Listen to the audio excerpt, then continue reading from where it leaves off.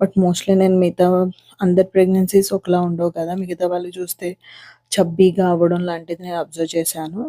But నాకు అలాగా ఏవి అవ్వకుండా నేను అలా మెయింటైన్ చేసుకుంటూ వచ్చాననమాట. ప్లాంక్ అనేది నేను చెప్పాను కదా! నేనిప్పుడు 38థ్ వీక్ ప్రెగ్నెన్సీలో ఉన్నాను. అయినా కూడా నేను ప్లాంక్ అనేది కంఫర్టబుల్‌గానే చేస్తూ ఉండేదాన్ని. నా వల్ల 1 మినిట్ చేయడం అవ్వకపోతే 45 సెకండ్స్ చేయడం అలా చేసేదాన్ననమాట. నెక్స్ట్ ఎక్సర్సైజ్ వచ్చేసరికి ఇలా లెగ్ ఇలా లిఫ్ట్ చేసి స్ట్రెచ్ చేయడం అన్నది చాలా హెల్ప్ అవుతుందని విన్నాను. ఇది మీరు ఒక 5-6 కౌంట్ అయినా చేయొచ్చు ఒక్కొక్క లెగ్. నేనైతే 1 చేసేదాన్ని. లాస్ట్‌గా బ్రీతింగ్ ఎక్సర్సైజ్ తోటి ఎండ్ అప్ చేశాను.